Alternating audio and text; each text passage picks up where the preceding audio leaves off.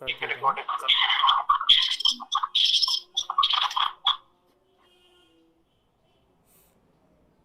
स्वामी जी, जो लोग मूर्ति पूजा करते हैं, क्या उनको सिद्धि मिलेगी?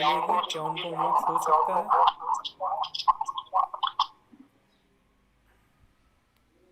भाई जी, हम सुन समझ नहीं पाए आप क्या कहना चाह रहे हैं।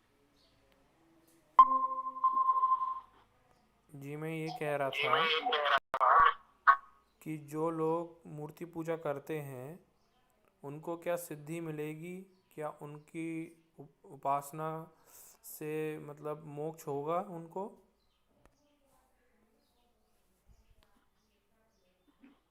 मोक्ष किसी भी तरह के कर्मकांड से तो नहीं होगा।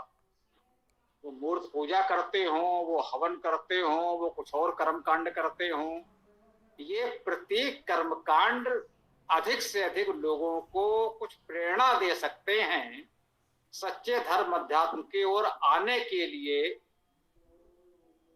है ना, एक खिलौना माध्यम बन सकते हैं। केवल इनको करते रहेंगे तो इससे तो कुछ नहीं होने वाला, ये तो निश्चित है।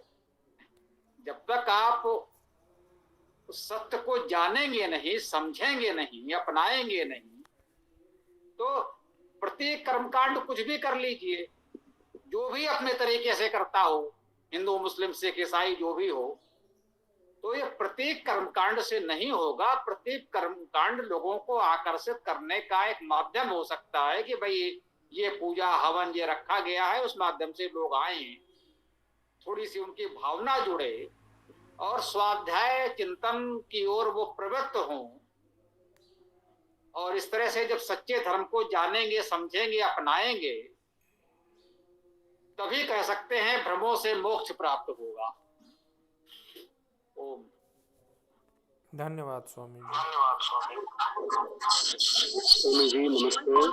इसमें एक बात और जोड़ना चाहता हूँ कि मूर्ति पूजा हमारे लिए एक आरंभिक अवस्था तो हो सकती है, लेकिन मोक्ष एक अलग विषय, जिसका मूर्ति पूजा या इस तरह के किसी भी कर्म कांड से कोई भी दूर दूर तक उसका संबंध ही नहीं।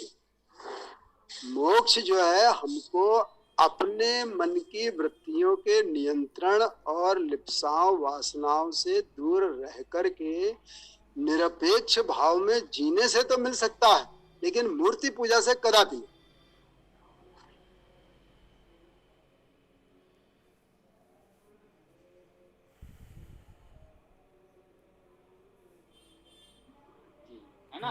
मैंने इसलिए पूछा था क्योंकि वेद मंत्र में आया है ना कि तमेव विदित्वाति मृत्युमेति नान्या पंथा विद्यते अयनया। इसीलिए मैंने ऐसा प्रश्न किया था। जी बिल्कुल ठीक है, वही बात मैंने कही, वही बात हरीश जी ने कही। तो वो एक प्रारंभिक माध्यम तो हो सकता है लोगों को उस दिशा में आने का, जुड़ने का। जिसे प्राथमिक स्तर पर बच्चों को हम का से कबूतर आदि पढ़ाते हैं, तो वो अक्षर को पहचानने का, जुड़ने का उन बच्चों के लिए एक माध्यम है। हम ये तो नहीं कह सकते कि ऐसा मत करो, हम सब ने किया है, बचपन में हम सब ने ऐसे ही पढ़ना प्रारंभ किया है। परंतु अब यदि इस समय भी हम वही का से कबूतर पढ़ते रहेंगे, तब तो वो विद्वान नहीं बन पाएगा। फिर तो कहेंगे, नहीं कह सकते कि उसकी विद्या पूरी हो गई। वो तो विद्या की ओर बढ़ने का, अक्षर को पहचानने का एक प्रारंभिक माध्यम हो सकता है। वहां तक ठीक है, अधिक से अधिक, लेकिन उससे तत्काल हमें मुक्त भी होना होगा। ऐसा नहीं अरे भाई ये तो प्रारंभिक माध्यम है और जीवन भर आप वही करते रहें, तो फिर कोई लाभ नहीं है ना। ये हमें समझना पड़ेगा। ओम।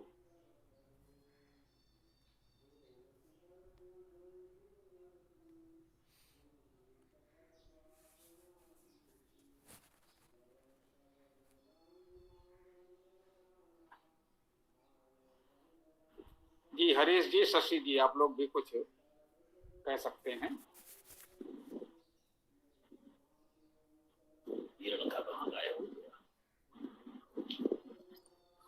स्वामी जी नमस्ते।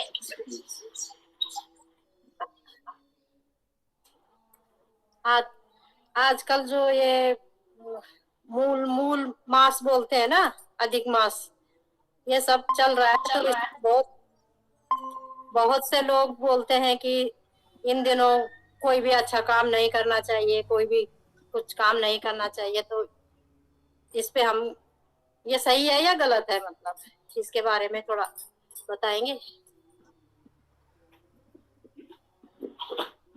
जी अवश्य बताएंगे। ये जो मलिन बुद्धि वाले लोग हैं वे ऐसा कह रहे हैं कि ये मल मास है और इसमें अच्छा कार्य न करें। तो ये ऐसा कुछ नहीं है। ये सामान्यतः हम लोग जानते हैं जो ये चंद्रमास होते हैं वे चंद्रमा के एक चक्र पर निर्भर करते हैं और चंद्रमा का एक चक्र 29.5 दिन के लगभग होता है।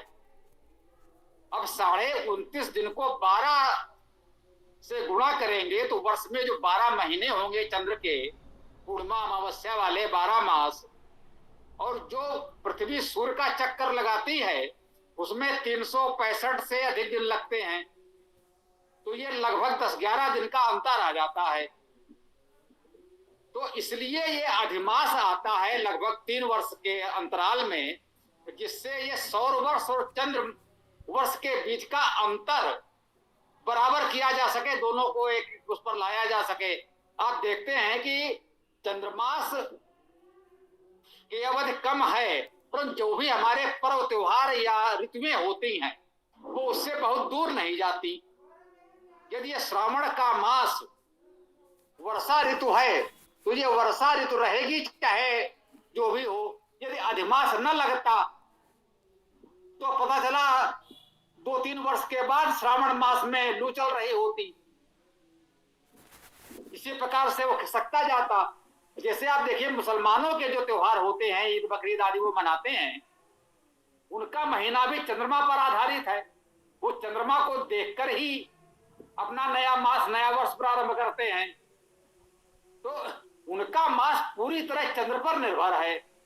चंद्रमा के 12 मास पूरे हुए, उन्होंने एक वर्ष पूरा कर लिया, और सौर वर्ष की दृष्टि से वो 10-11 दिन पीछे रह गया। इसीलिए उनका हर पर्व, आप ध्यान दीजिए, पिछले वर्ष उनकी ईद जिस तारीख को पड़ी होगी, जिस तिथि को, इस बार उससे 10-11 दिन पहले पड़ जाएगी, अगले वर्ष उससे भी 10-11 दिन पहले पड़ जाएगी।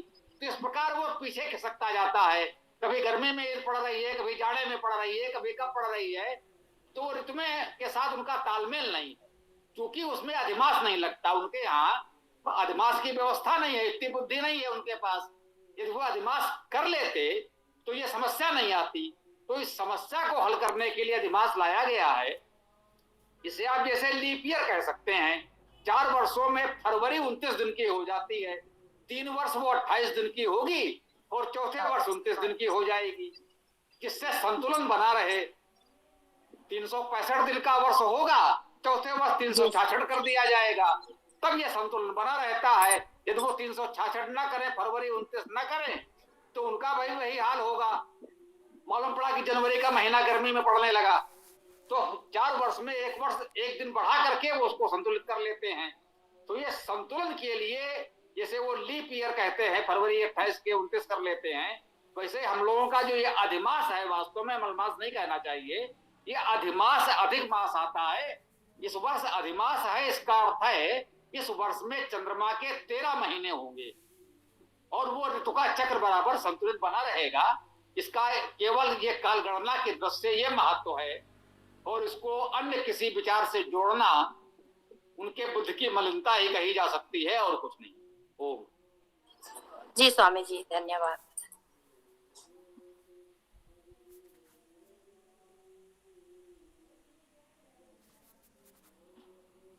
जी, राष्ट्र के नाम से आप दिख रहे हैं। आपका जो भी नाम हो, संभवतः आप पहली बार जुड़े हैं या पहले जुड़ते रहे हैं, तो अपना परिचय दे दें और कुछ कहना चाहें तो बोलिए। मैं 2 सेकंड 2 सेकंड।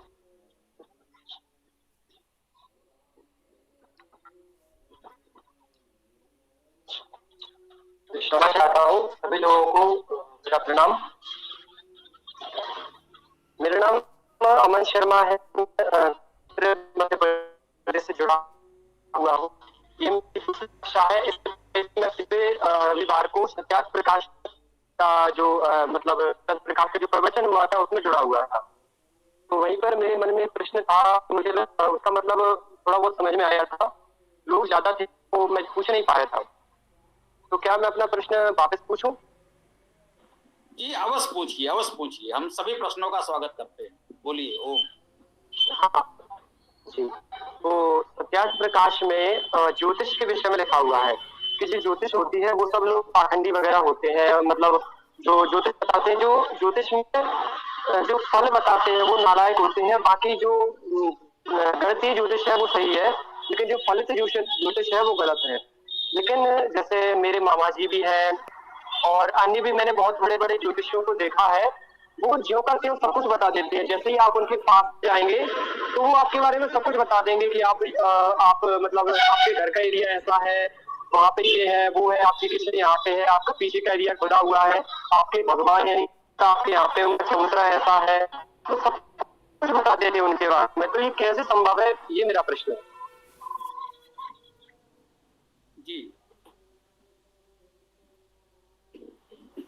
बहुत अच्छा प्रश्न है और निश्चित रूप से हम लोगों को इसे जानना समझना चाहिए।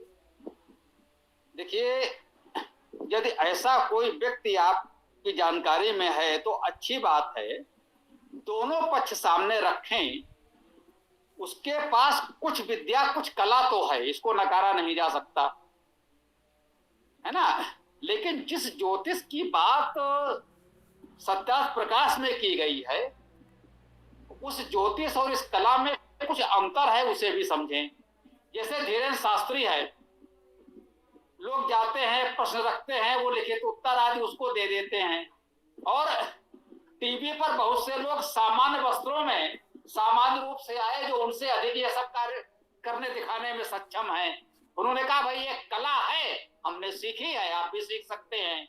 अब उसी को एक दूसरा व्यक्ति धीरेन्द्र शास्त्री, वो उसको बालाजी हनुमान जी की सिद्धि और चमत्कार के नाम पर बता करके एक भेड़ जुटा रहा है, उसका लाभ उसको मिल रहा है अलग तरीके से।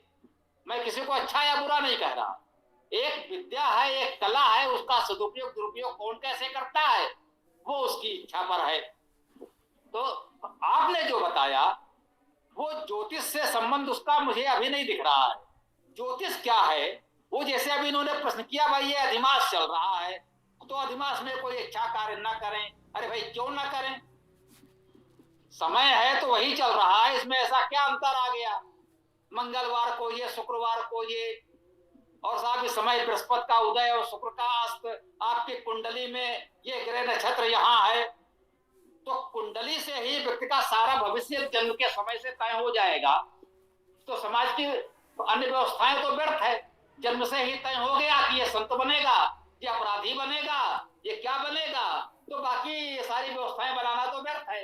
कुंडली देखकर तय कर लीजिए कि साहब इसको बनना है, वो वैज्ञानिक बन गया, वो डॉक्टर बन गया, वो इंजीनियर बन गया, उसको देश का राष्ट्रपति बना दो। और ये तो जब आपने कुंडली देखी, इसको तो अपराधी बनना है, क्यों ना उसको उसी समय मार दिया जाए, समस्या हल, कोई अपराधी नहीं होगा।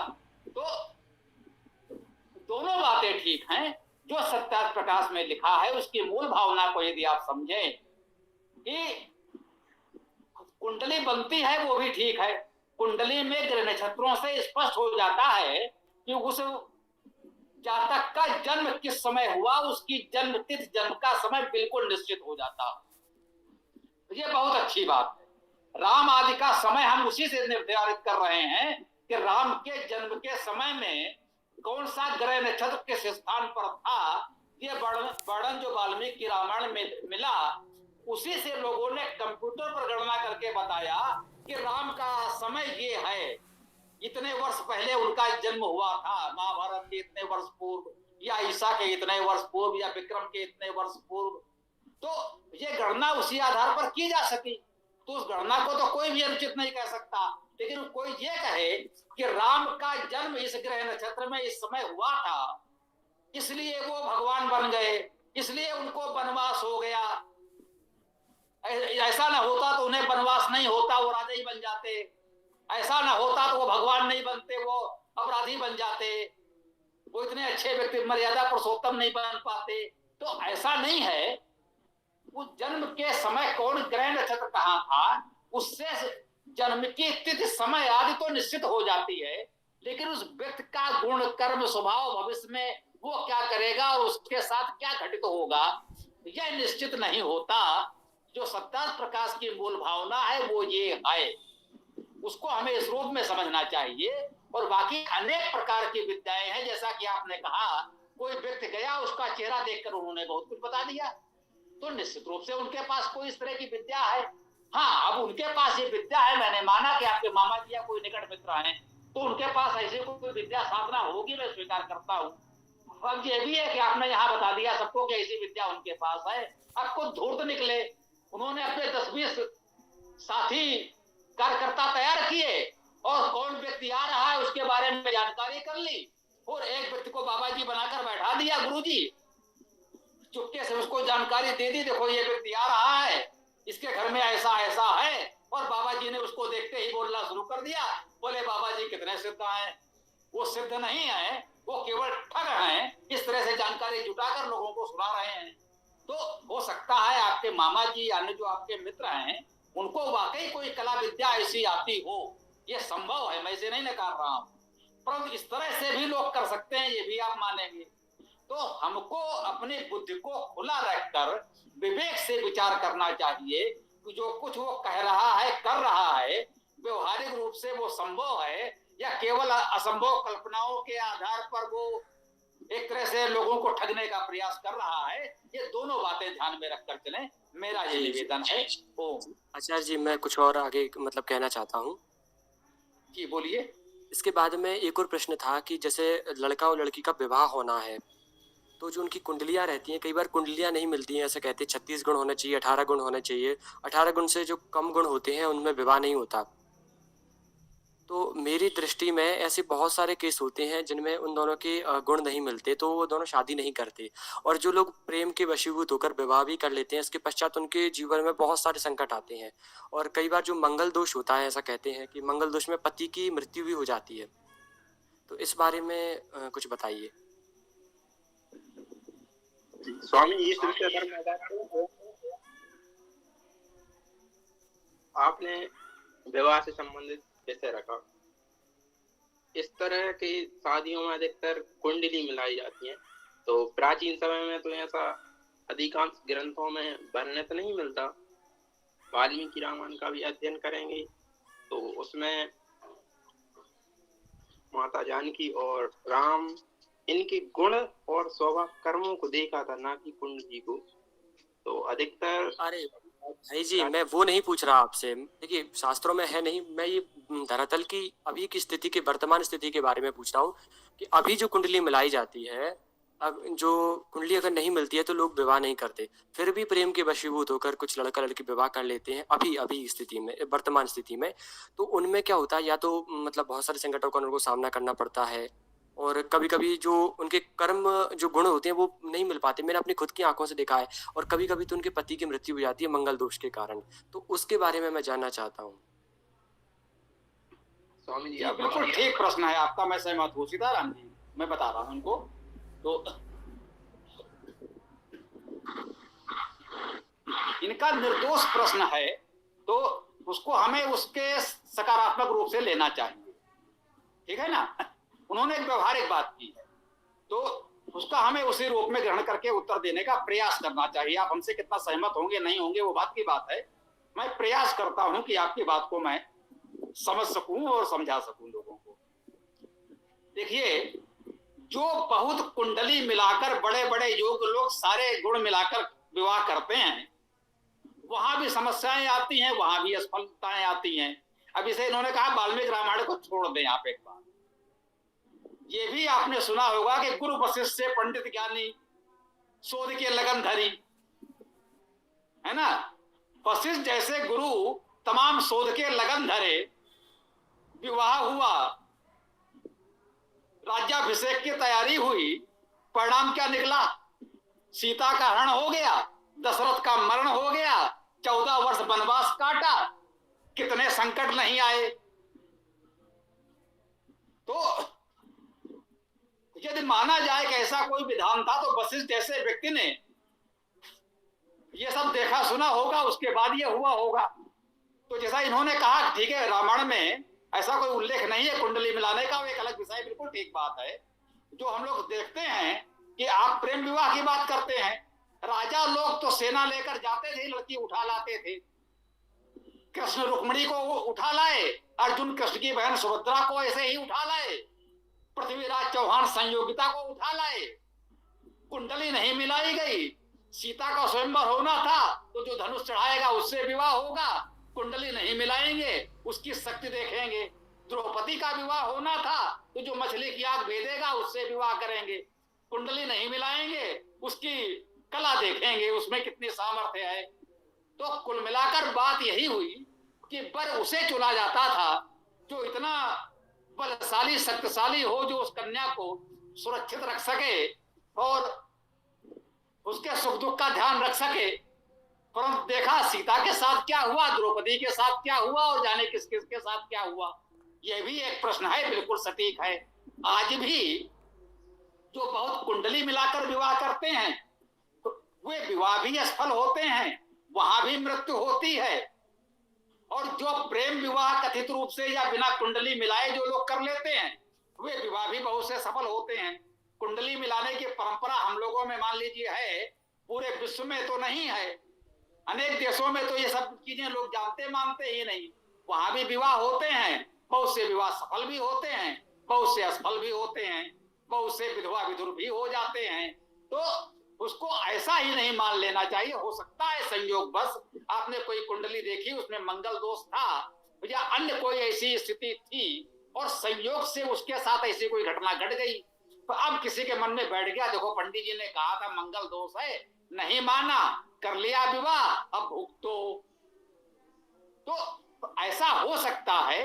क्या समाज में हम एक व्यापक सर्वे कर सकते हैं कि एक साथ आप ऐसे 1000 लोगों को देखें, उनकी कुंडलियां मिलाएं और उसके बाद उनके जीवन का अध्ययन करें।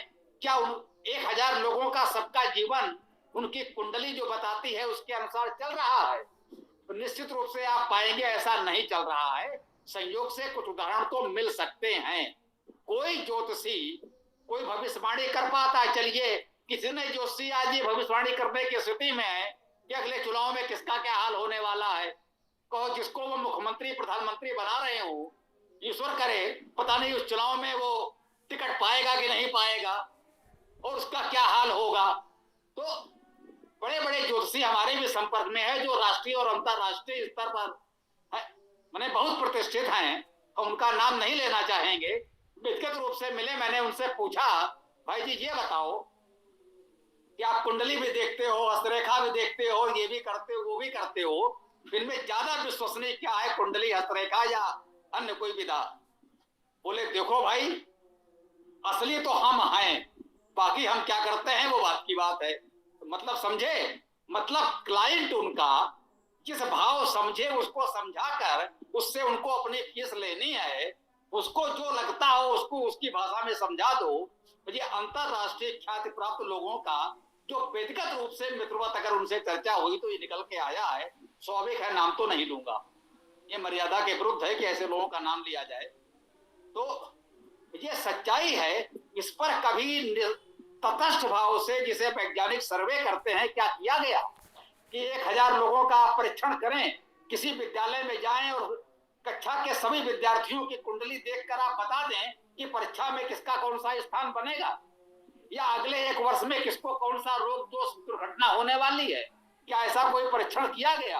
आज तक मेरी जानकारी में नहीं आया। तो किसी ज्योतिषी ने ऐसा कोई निष्पक्ष परीक्षण किया हो कि वो 100 लोगों का 1000 लोगों का परीक्षण करके सबकी भविष्यवाणी लिख देगा और 1 वर्ष बाद देखा जाए उनमें से कितने प्रतिशत भविष्यवाणियां सही हुई। तो ऐसा नहीं होता है।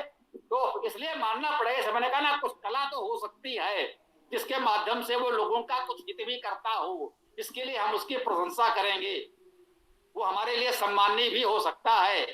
परंतु ये भी ध्यान रखना चाहिए कि इसके नाम पर ठग विद्या अधिक है और वास्तविकता में अच्छी बात उतनी नहीं है। मेरा ऐसा अनुभव कहता है। आप सहमत या असहमत हो सकते हैं, वो आपको अधिकार है।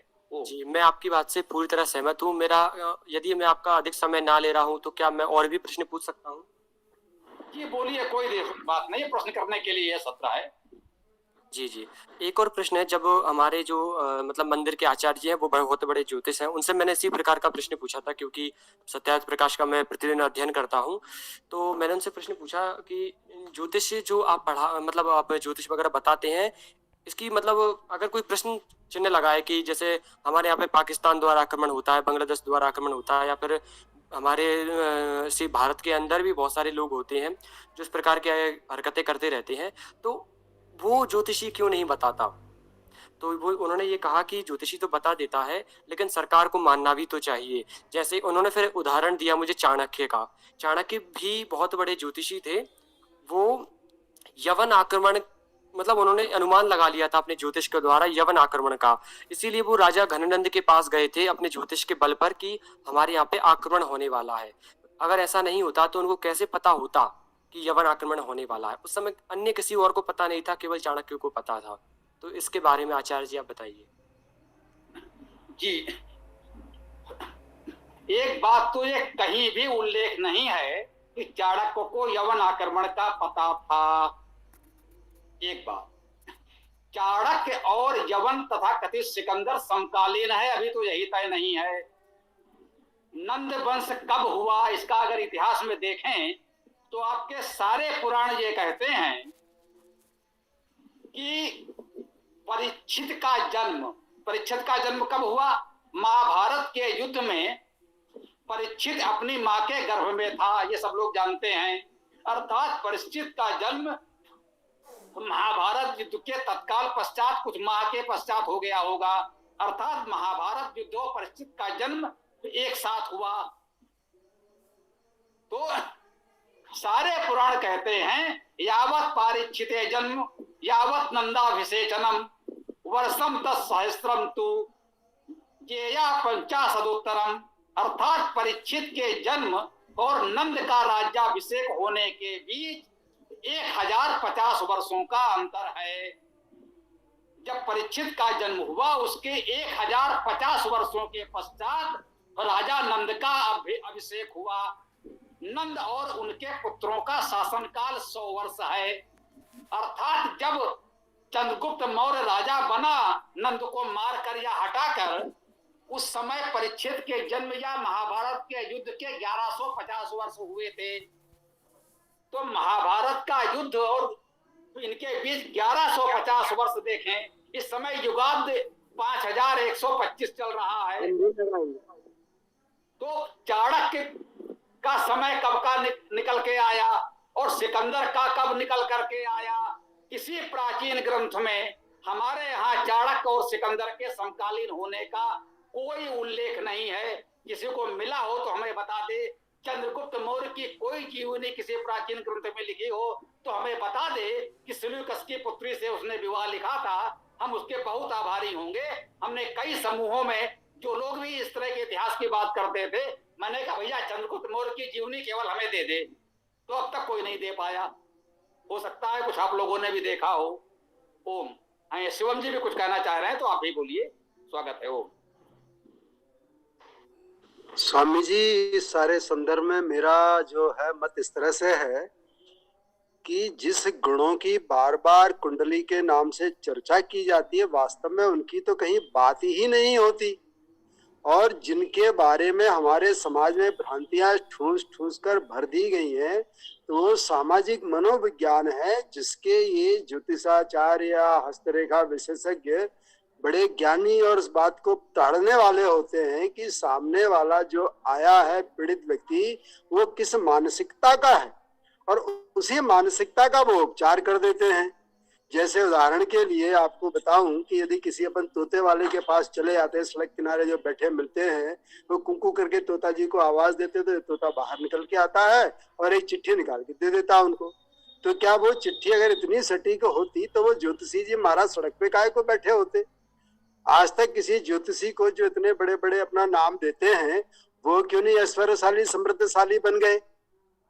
तो इसलिए ये बातें कपोल कल्पित तो हो सकती हैं। और जैसा अभी शर्मा जी ने बताया कि बांग्लादेश युद्ध होता है, पाकिस्तान युद्ध होता है और कहीं का भी कोई दूसरा युद्ध होता है, घटनाएं घटती रहती हैं, उनके बारे में निश्चित रूप से कोई भी ज्योतिषी गणना और पूर्व का अनुमान बता ही नहीं पाया है।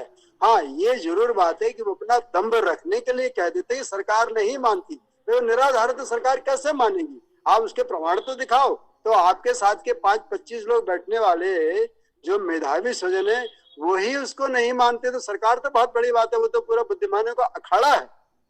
धन्यवाद। सर धर्म और मोक्ष क्या है?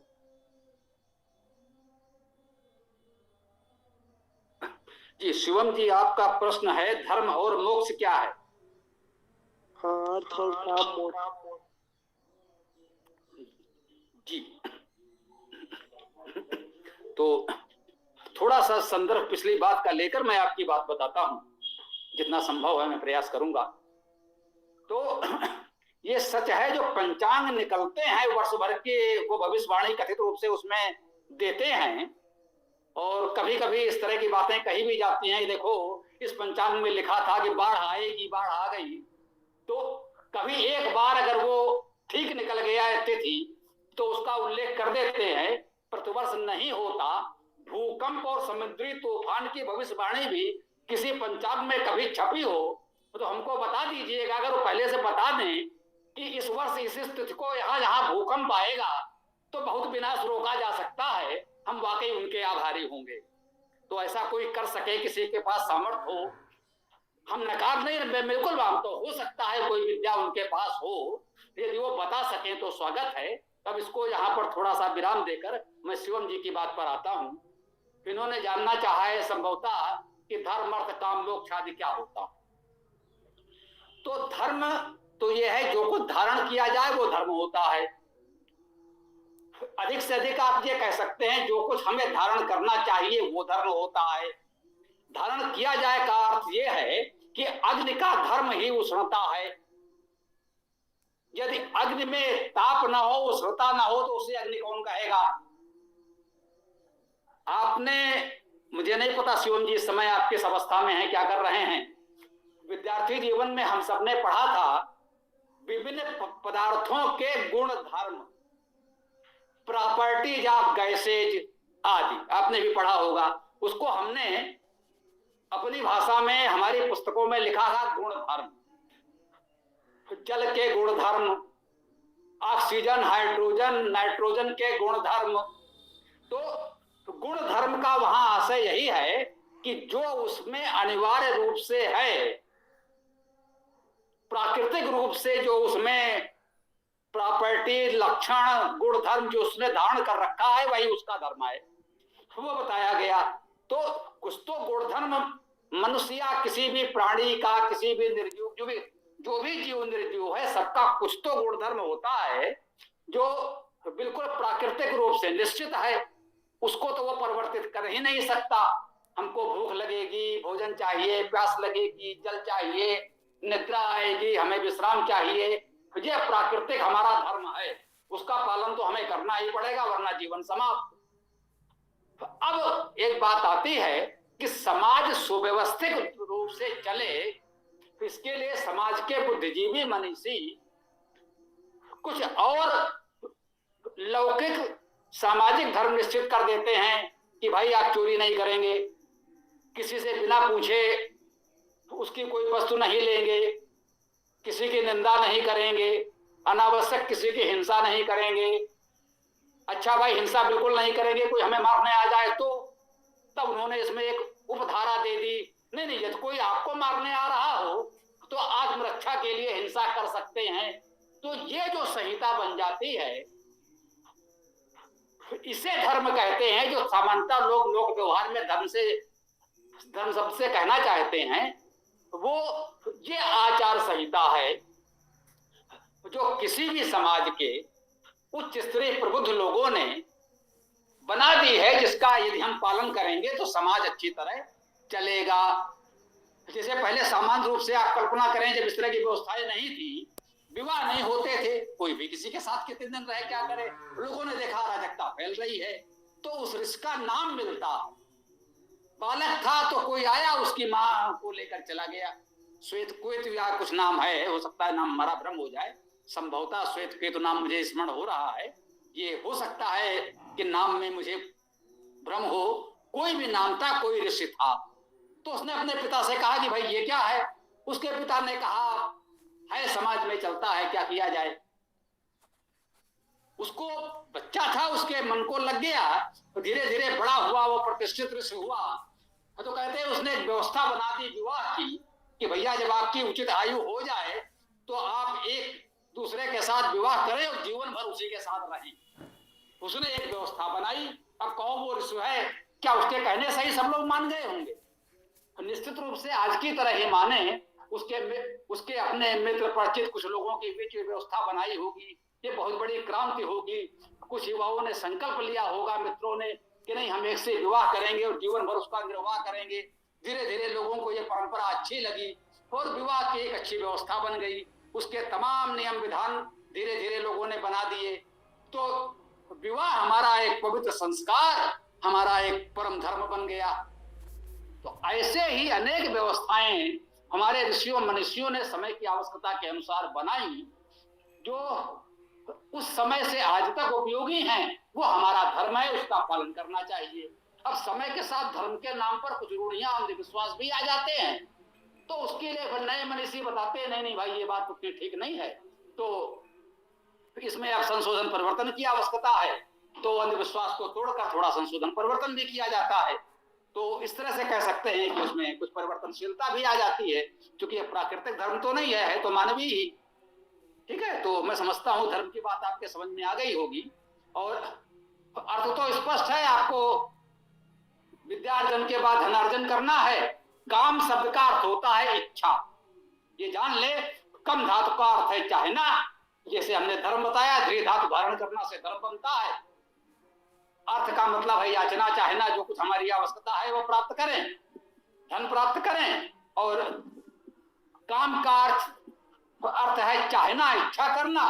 तो जो हमारी इच्छाएं हैं तो उसकी हम पूर्ति करें, ये है काम। तीसरे स्तर पर भाई आपने विद्या पढ़ ली, धन भी अर्जित कर लिया, अब हमारी कुछ इच्छाएं होंगी कि भाई हमारा ऐसा घर परिवार हो, कुछ ये सुख सुविधाएं हो, ये हम आनंद उपभोग कर सकें। तो ये सारी इच्छाएं हमारी पूरी हो, इसलिए कहा गया हमारी व्यवस्था में कि तीसरा ये काम को भी पूरा महत्व दिया गया है। कैसा नहीं सबको सन्यासी बना दो तो समाज कैसे चलेगा। तो जो मनुष्य की स्वाभाविक आवश्यकताएं, इच्छाएं हो सकती हैं, वो सुख सुविधाएं उसको प्राप्त हो, इसको भी हमने मान्यता दी। और अंत में मोक्ष का अर्थ यही है कि फिर आप जैसे आयु अधिक हो जाती है, जैसे अब हम जिस अवस्था में आ गए हैं, तो यही होता है कि इन सांसारिक कामनाओं से, सांसारिक इच्छाओं से हम मुक्त हो जाए। मोक्ष का अर्थ है छुटकारा। मुझ का अर्थ छूटना, छोड़ना। तो मोचन, मोक्ष एक ही शब्द है। मतलब सांसारिक जो ये परंपराएं, बंधन, कामनाएं, इच्छाएं, तमाम सांसारिक जो बंधन होते हैं, इन सांसारिकताओं से अब अपने आप को छुटकारा दिला दें, इनसे मुक्त हो जाएं। और अंतिम समय है, अब आप उस सत्य की साधना करें, ईश्वर को जानने समझने का प्रयास करें और मान लें कि हमारा समय हो गया है, हमारी ट्रेन आई और हमें बैठ के निकल लेना है। आप बिल्कुल तैयार रहें, संसार के माया मोह से मुक्त हो लें और ईश्वर में लीन हो जाएं। मेरे विचार से यही मोक्ष है। शेष तो कोई कुछ भी कह सकता है, कह सकते हैं कि भाई अंत में उसी ईश्वर में विलीन हो जाते हैं, ये मोक्ष है। कोई कह सकता है कि नहीं भाई आत्मा तो सदैव अस्तित्व उसका रहेगा ही, बस वो है कि जन्म मरण से छुटकारा पा जाएगा, बहुत समय तक उसका कोई जन्म नहीं होगा, बहुत लंबे समय के बाद पुनः जन्म होगा तब होगा। मतलब वो तो फिर कह सकते हैं, लोगों के अपने विचार और कल्पनाएं हैं, उनमें अंतिम सत्य मैं किसी भी एक विचार को नहीं कहूंगा। वो सभी सत्य हो सकते हैं, उनमें से कोई सत्य हो सकता है, जो आपको ठीक लगे माने। हम यही कह सकते हैं कि किसी एक को मैं सत्य या बाकी को असत्य नहीं कहूंगा। ये मेरा अपना विचार है, मेरे सारे मित्र जानते हैं। तो मुझे यही कहना था।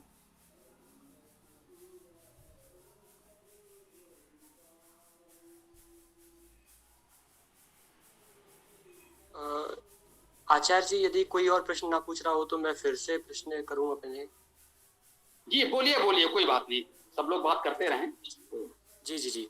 मेरा प्रश्न ये था कि जैसे तांत्रिक वगैरह रहते हैं, तांत्रिक नहीं, जैसे हम कई जगह पूजन करवाने जाते हैं, अभी तो मतलब मैं पूरी तरह से आर्य समाज से नहीं जुड़ा हूँ, मैं केवल अध्ययन करता हूँ।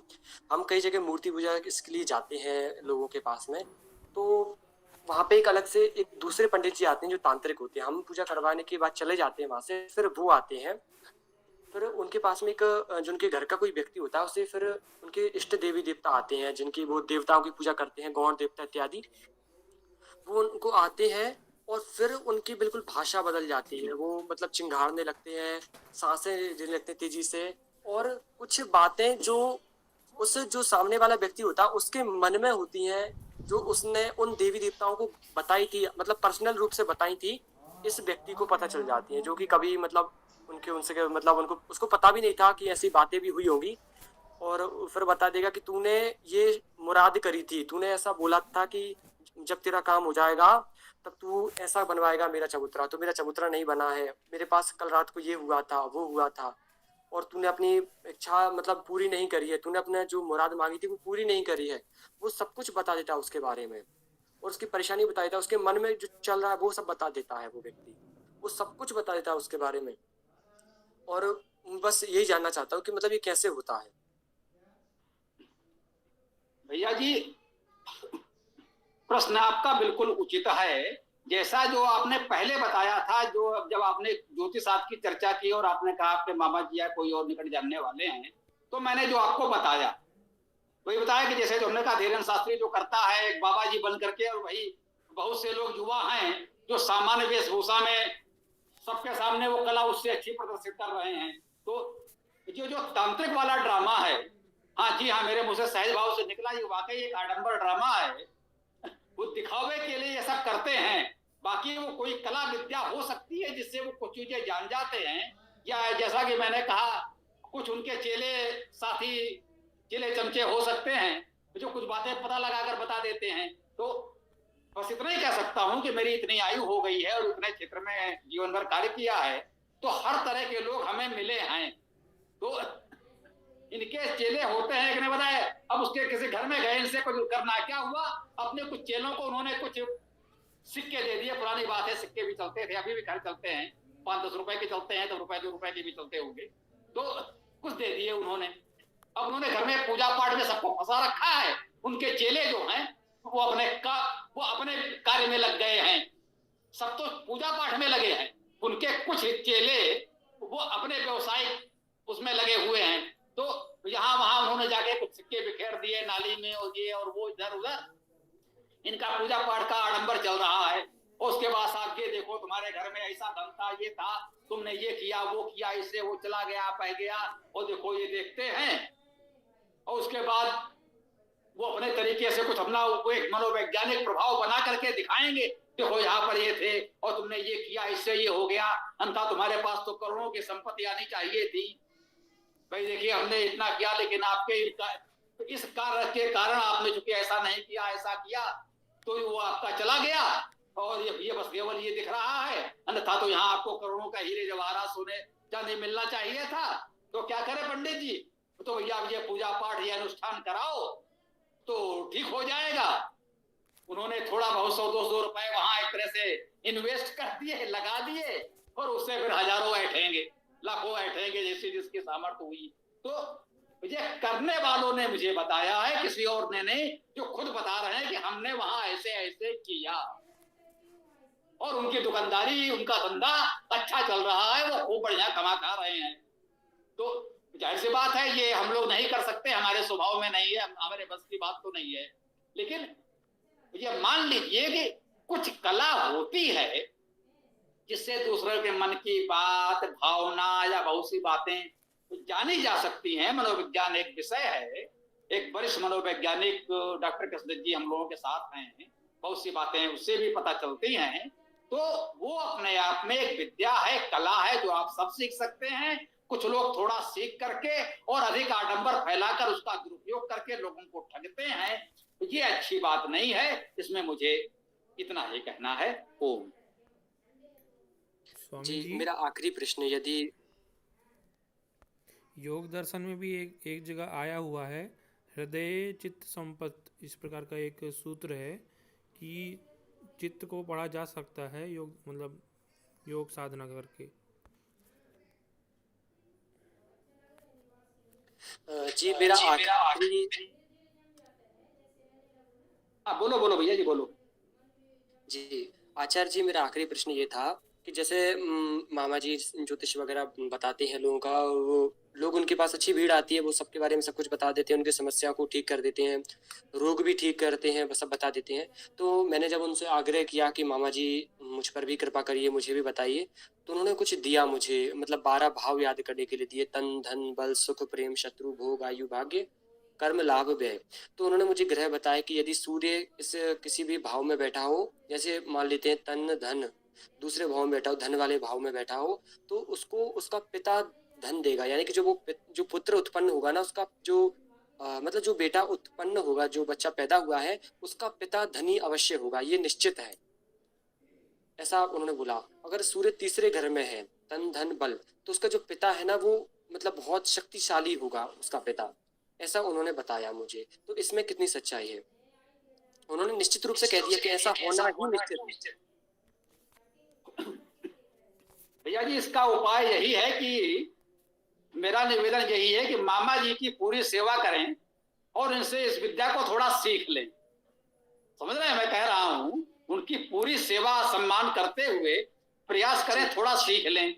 उसके बाद हमारे बताए हुए तरीके से यदि मामा जी माने तो वो उनको भी साथ ले लें अभी से, अन्यथा सीखने के बाद स्वयं करें। किसी भी विद्यालय कार्यालय कहीं एक स्थान पर जाएं जो 100 200 500 1000 लोगों की कुंडली देखें और अपने इस गणना के अनुसार उनका भाग्य फल भविष्य जो भी वो लिखें। उसके बाद उसका परीक्षण करें कि कितने प्रतिशत कितने लोगों पर सही निकला। यदि ये करने के लिए कोई ज्योतिषी तैयार हो तो मैं उसका स्वागत करता हूं। मैंने बहुत प्रयास किया, एक भी ज्योतिषी नहीं मिला जो इस परीक्षण के लिए तैयार हो। अरे भाई इतने लोगों को मैंने बता दिया, सब सही निकला, आप कैसी बात करते हैं, इस परीक्षण की क्या आवश्यकता है, देखो इनको मैंने बताया उनको मैंने बताया, वो 2-4 उदाहरण गिना देगा। परंतु इस तरह निष्पक्ष परीक्षण के लिए अब तक कोई भी ज्योतिषी, कोई भी तांत्रिक, कोई भी चमत्कारी बाबा सहमत नहीं हुआ कि ठीक है मेरी विद्या सत्य है, आप परीक्षण कर लो। जैसे साइंस में कोई खोज होती है तो उसका विधिवत परीक्षण होता है। इस परीक्षण के लिए कोई बाबा, कोई तांत्रिक, कोई ज्योतिषी अभी तक सहमत नहीं हुआ। कोई हो जाए तो हमें बताइएगा, बहुत अच्छा लगेगा मुझे। ओम। जी आचार्य जी, आपका बहुत बहुत धन्यवाद। स्वामी जी, क्या योगाभ्यास करने से सामने वाले का चित्त पढ़ा जा सकता है, मन पढ़ा जा सकता है? फिर मैं कहूंगा कि योगाभ्यास के नाम पर कोई कर्मकांड करने से कुछ नहीं होगा। जैसा कि मैंने कहा, एक विद्या है, एक कला है, सुयोग्य गुरु के पास उसके मार्गदर्शन में भली प्रकार सीखेंगे तो बहुत कुछ हो सकता है, इसको तो मैंने नकारा नहीं। लेकिन तथाकथित योग साधना के नाम पर कोई धर्म कर्म मानकर कर्मकांड करते रहेंगे तो उससे कुछ नहीं होने वाला, ये बिल्कुल तय मान लीजिए। वो एक विद्या है जो सीखनी पड़ेगी।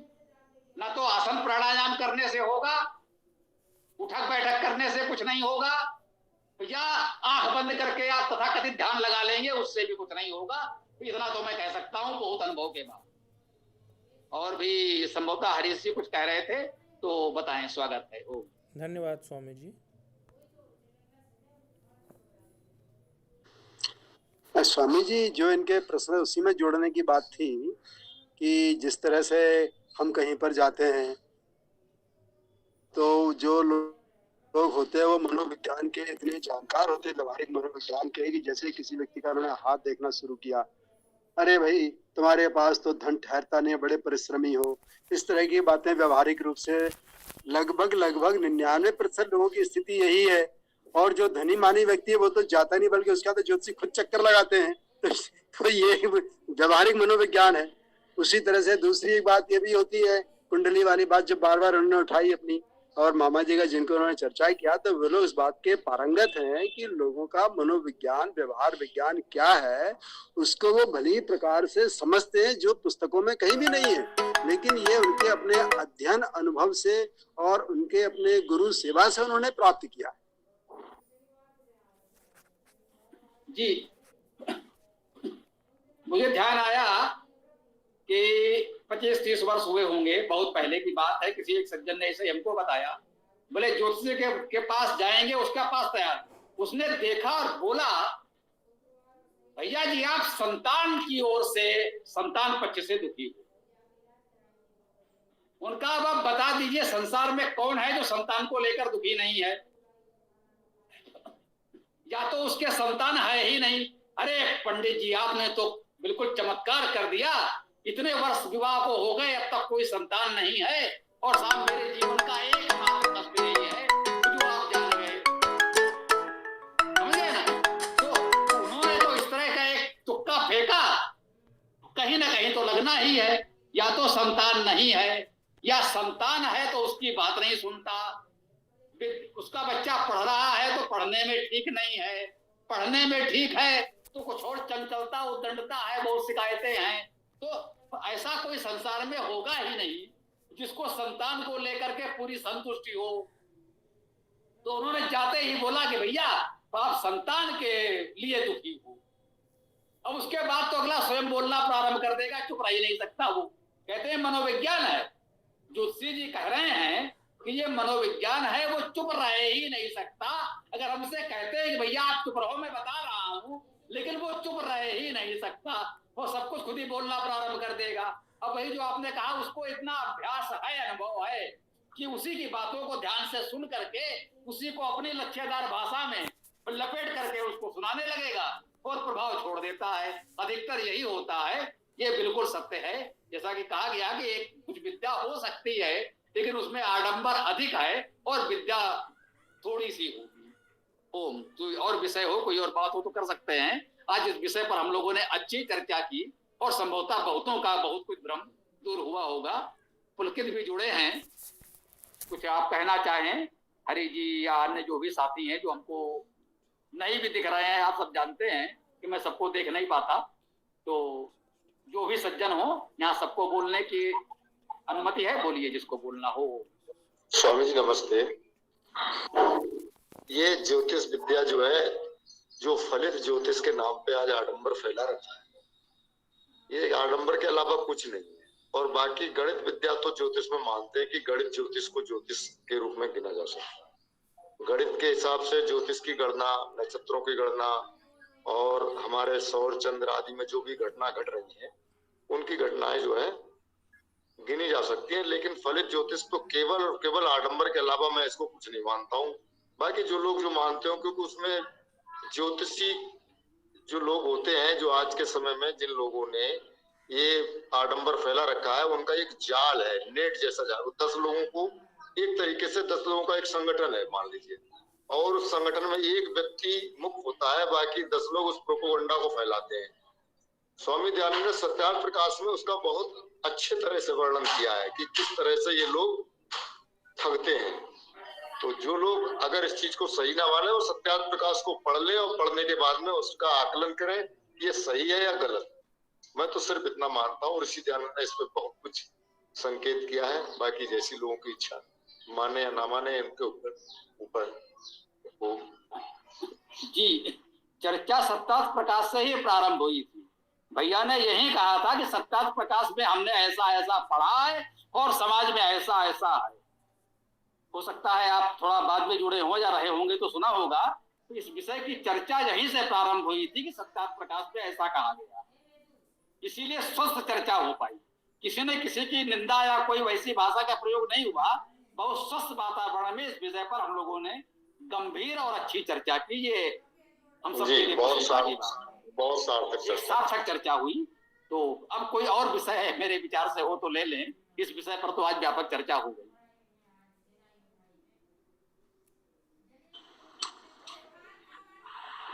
ये जो बार बार बात ज्योतिष को लेकर आती है, ग्रह नक्षत्रों को लेकर आती है, तो त्रिकोणमिति जिसको ट्रिग्नोमेट्री कहा जाता है अंग्रेजी में, ये एक गणित के अंदर एक विषय होता है। उसमें ज्या, कोज्या, जिसको sine, cosine, theta, tan theta कहा जाता है, इससे वही गणनाएं की जाती हैं। और जो वैज्ञानिक लोग, चाहे वो अपने भारत में इसरो हो, अमेरिका में नासा हो, रूस की जो अपनी दूसरी एजेंसी है वो सब उसी त्रिकोणमिति सिद्धांतों को लेकर के ही इन दूर दराज में बैठे हुए दूरवर्ती पिंडों, ग्रहों, नक्षत्रों की गणनाएं करते हैं और उनके ऊपर अपने चंद्रयान को, अंतरिक्ष यान को, जो भी अलग अलग भेजे जाते हैं, उनको सफलता पूर्वक वहां पर उतारते भी हैं और वहां पर उनका संचार कराने के बाद, उनसे अपने यानों और उपग्रहों से काम कराने के बाद उनको वापस पृथ्वी पर सकुशल भी लाते हैं।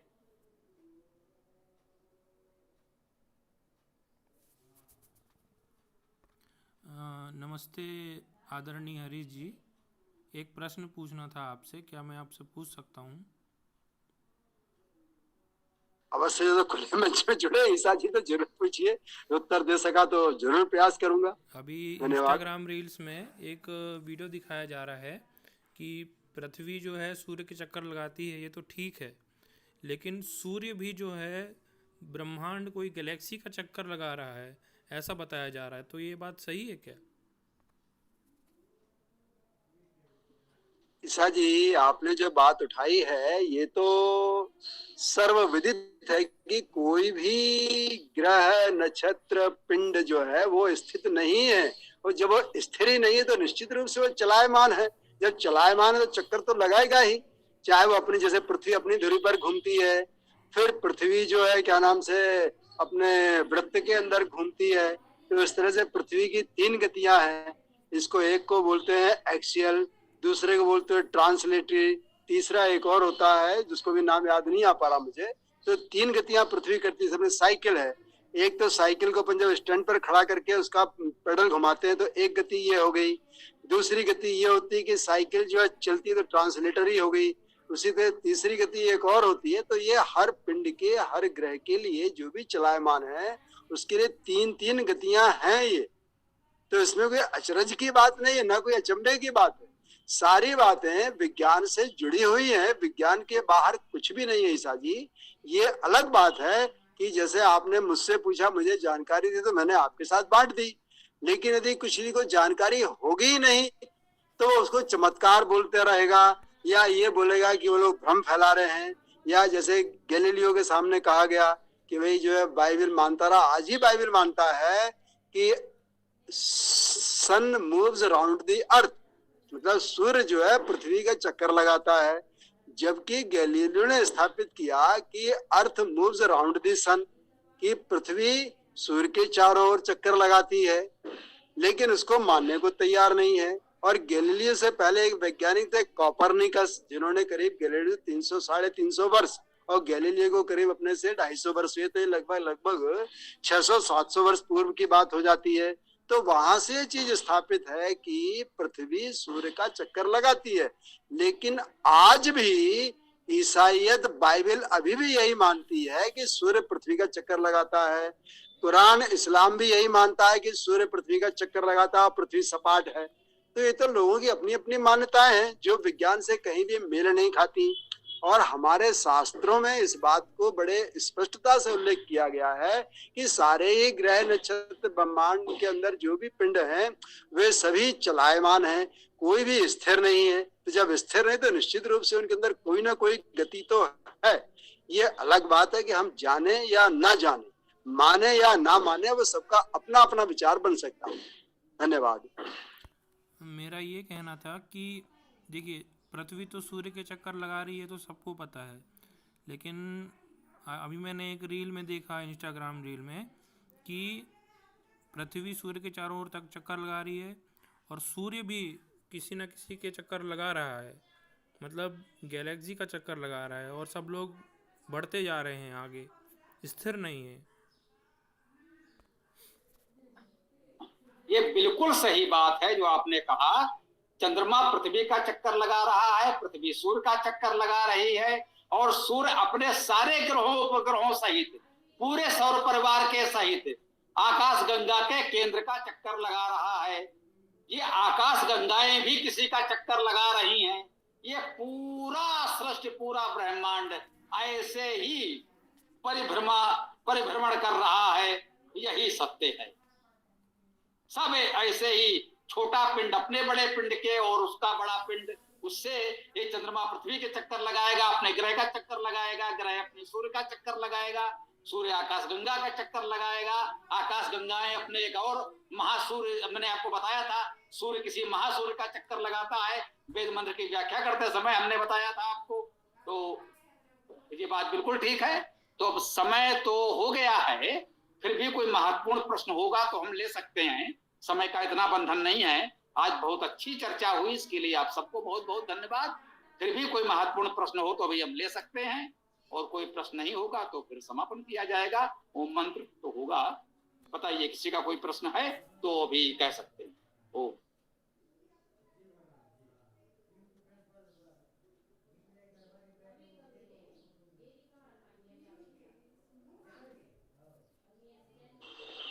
स्वामी जी, जैसे ब्रह्मांड में तमाम सारी दुनिया है, तो क्या ऐसा भी हो सकता है कि जो हमारे पूर्व हुए जिनके बारे में पुराणों में चर्चाएं आती हैं अलग अलग तरह से, या जो लोक कथाएं हैं, तो उनका कहीं कोई ऐसा संकेत का उल्लेख मिल पा रहा है? क्या हम समझ नहीं पाए, आप क्या कहना चाहते हैं? ये जो है ब्रह्मांड के अंदर अनेकों दुनिया है, क्योंकि ध्वनि में एक ऊर्जा है और ऊर्जा कभी नष्ट नहीं होती। तो हमसे हजारों सैकड़ों साल पहले आज की तारीख से जो अनेकों युद्ध हुए, अनेकों प्रकार के तमाम सारे आविष्कार हुए, और जो अनेक अंतरिक्ष के अंदर हलचलें हुई, तो उनका भी कहीं किसी तरह से कोई संकेत या प्रमाण कुछ भी मिल पा रहा है? कह सकते हैं अभी तो नहीं मिल पा रहा है, हो सकता है भविष्य में तकनीक और विकसित हो जाए तो इस तरह की खोज भी संभव हो सके। जैसे अभी भूमि के नीचे क्या है, तो तरंगों के माध्यम से बहुत कुछ हम पता लगा ले रहे हैं, कुछ समय पहले तक ये संभव नहीं था।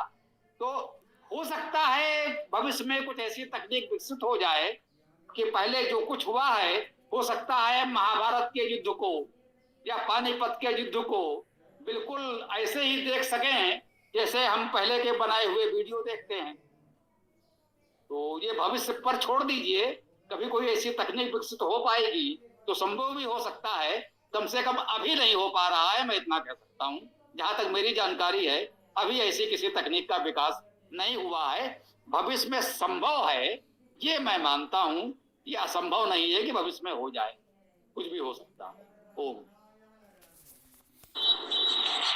ये जो अपने अंतरिक्षयान गए हैं, उसमें अमेरिका ने बीच में भेजा था जो अटक गया था अंतरिक्ष में, लगभग सन 82-83 की घटना है ये।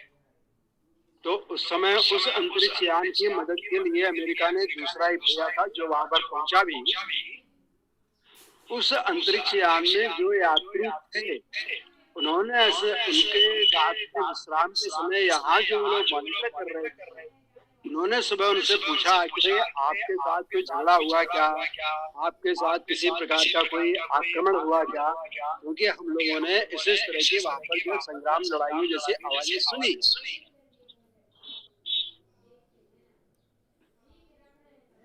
ये बहुत वैसा विषय हो जाएगा, तो मुझे लगता है कि ये सब, जैसा कि मैंने कहा कि अभी आगे कुछ भी संभव है, तकनीक का विकास धीरे धीरे हो रहा है। क्या भविष्य के घर में है नहीं कह सकते, असंभव तो नहीं लगता, लेकिन अब वो कितना समय लगेगा, हमारे जीवन काल में हो पाएगा या नहीं, इन बच्चों के जीवन काल में हो सकता है हो भी जाए। तो ऐसे ही प्रयास करें, आशा रखें कल कुछ और आएगा, अच्छी बात है। तो धन्यवाद स्वामी। तो अब मेरे विचार से कोई और बात हो किसी की तो रखें या समापन करें ओम मंत्र के साथ।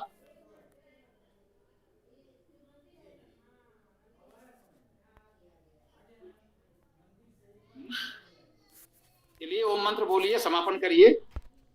बहुत बहुत धन्यवाद, आज अच्छी चर्चा हुई। ओम। ओम यो असौ आदित्ये पुरुषः सोऽसौ अहम् ओम खं ब्रह्म। सबको सादर नमस्ते।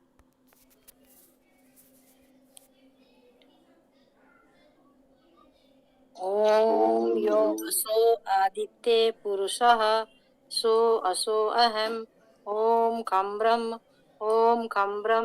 सभी को सादर नमस्ते। ओम नमस्ते, सभी को सादर नमस्ते बोलो।